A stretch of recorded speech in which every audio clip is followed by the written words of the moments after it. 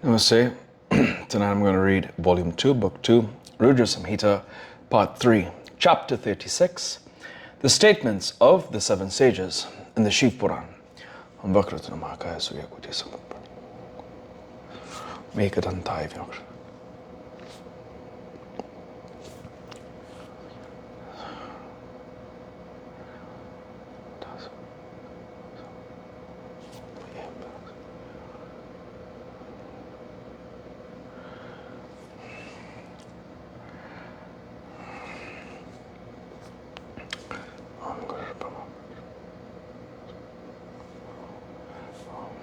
Hariyam Tatsat. Brahma said, on hearing the words of the seven sages, Himachala, his wife, and attendants were very much surprised. The Lord of the mountains spoke to the other mountains. Himachala said, O Lord of mountains, Meru, O Saha, O Gandhamadhana, O Mandara, O Menaka, O Vindhya, all of you listen to my words. Vashishta says like this, it is to be considered what I shall do now. You consider well, decide and let me know. Brahma said, on hearing his words, Sumeru and other mountains decided carefully and spoke to him, Himalaya, lovingly. The mountains said, of what avail is a long discussion and deliberation now. What should be done is only that. She is born only for the purpose of the gods. Incarnating for the sake of Shiva, she shall be given to Shiva. Shiva has been appropriated by her, and Shiva has also spoken to her. Brahma said, on hearing the words of Meru and others, Himachala was greatly pleased, and Parvati laughed within herself. Arundhati too convinced Meena with reasoned statements and examples from various mythological legends. Then the wife of the mountain too was delightedly convinced. She entertained Arundhati, the sages, and the mountain with a grand feast, and then took food herself.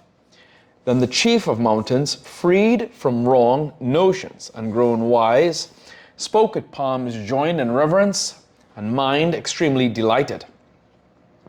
Himachala said, O fortunate sages, please listen to my words. All my bewilderment has vanished since I have heard the story of Shivani and Shiva.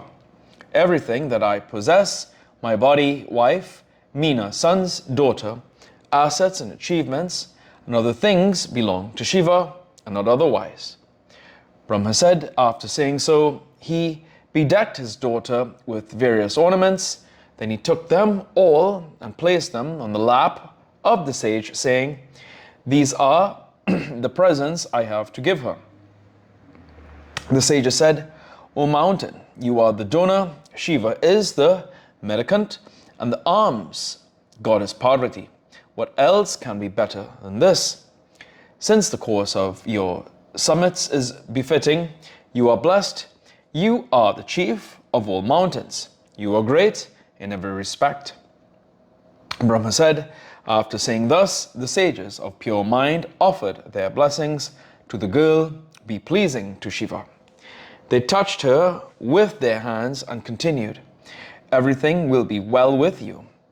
As the moon in the bright half of the month, may your qualities increase. After saying thus and offering fruits and flowers to the Lord of mountains, the sages made him believe that the alliance was a settled fact. The great chaste lady Arundhati tempted Meena further with Shiva's good qualities. According to the worldly convention, they smeared the moustache of the mountain with powdered turmeric and saffron as an auspicious custom. After fixing the auspicious lagna for the marriage and congratulating and complimenting one another, the sages came to Shiva's abode on the fourth day. After reaching the place, Vashishta and other sages bowed to Shiva and eulogized him with different hymns. They then spoke to Lord Shiva. The sages said, O Lord Shiva, Lord of the gods, O great Lord Shiva, please listen lovingly to the narration of what we, your attendants, have done. O great Lord, the Lord of mountains and Meena have been urged with different kinds of statements and examples from mythological legends. Undoubtedly, he is enlightened. Parvati has been betrothed to you by the Lord of mountains. It is not otherwise. Now please start for the marriage with your attendants and the gods. O great God, O Lord, go to the abode of Himachala and marry Parvati in accordance with the customs for the sake of a son. Brahma said on hearing their words, Lord Shiva, who was delighted and who loved to follow worldly conventions, laughed and said, Lord Shiva said, O fortunate one, a marriage ceremony has never been witnessed nor even heard of by me before. The details of the same shall be mentioned by you all specifically. Brahma said, on hearing these words in a worldly vein uttered by Shiva, they laughingly replied to Sada Shiva, Lord of the gods. The sages said, please invite and summon Vishnu with his retinue, Brahma, with his sons, Lord Indra, all the sages, yakshas, gandharvas, kinnaras, siddhas, vidyadharas, heavenly nymphs, and others. All of them will jointly accomplish everything for you. There's no doubt about it. Brahma said, saying this, and taking his permission, the seven sages joyfully returned to their abodes, praising the way of Shiva. Footnotes. 64. The mountain stands in the center of the earth and is described as the pericarp of the earth lotus with great islands or continents forming its petals. 65. Saya is the name applied to that part of the Western Ghats which lies to the north of the Travancore Hills. 66.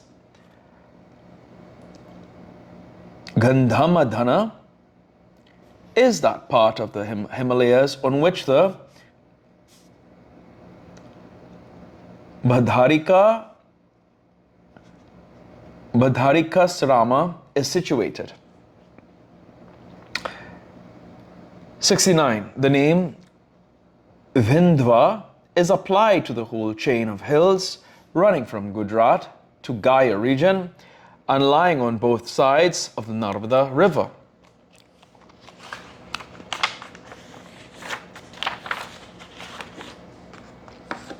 Here ends today's reading of the Shiv Puran. Om Prabhu Prananatam Divam Vaishnatam Chakanatanatam Santabhajam Shivam Shankar Om Kapura Karam Karanaprataram Sansasam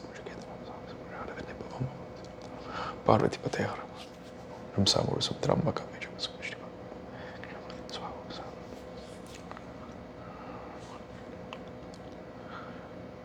Om to your mother Chapita to your Shanti Shanti. Hari Om Tat Sat.